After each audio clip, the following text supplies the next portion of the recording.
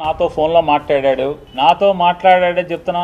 నాకు జన్మనిచ్చిన నా తల్లిదండ్రుల మీద ప్రమాణం చేస్తున్నా, నువ్వు చేయి నాతో మాట్లాడలేదని చెప్పాను.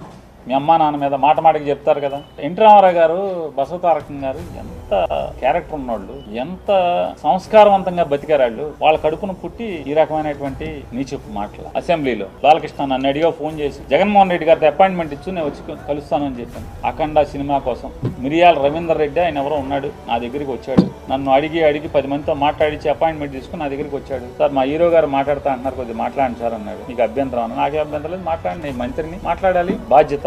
మాట్లాడించండి. మాట్లాడావు. జగన్మోహన్ రెడ్డి గారు ఎట్లా ప్రవర్తించాడు నేను వెళ్ళి అడిగితే, సార్ బాలకృష్ణ ఫోన్ చేశాడు సార్, వస్తాడంటే మిమ్మల్ని కలుస్తా అంటే కొద్దిగా అపాయింట్మెంట్ ఇవ్వండి అని అడిగాను. చంద్రబాబు నాయుడు బామ్మర్ది. అవునండి, ఆయన బామ్మర్ది.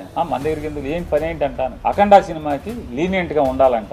వాళ్ళు బ్లాక్ లో అమ్ముకుంటారు టికెట్, ఎక్కువ షోలు వేసుకుంటారు. బాగా సినిమాకి ఎక్కువ ఖర్చు అయిందంట. మామూలుగా బడ్జెట్ 45 కోట్లు ఎంతో అనుకుంటే, ఆ డైరెక్టర్ వల్ల అంటే ఎక్కువగా అమ్మారని చెప్పని రేట్లు ఎక్కువగా అమ్మారంట. ఎక్కువగా అమ్మటం వల్ల దాన్ని 70 కోట్లు తీశారంట. కాబట్టి అమ్మపోతే సినిమా బాగా తీసాం, బాగా వచ్చింది, మంచి సినిమా తీశాను కాబట్టి చూసుకోండి పొమ్మని అడుగుతున్నాడు. సరే ఏదో మాట్లాడేది, వాళ్ళకి సాయం కావాలంటే చేసి పెట్టని చెప్పి. అంత హుందాగా ప్రవర్తించినటువంటి జగన్మోహన్ రెడ్డి గారి గురించి మాట్లాడే భాష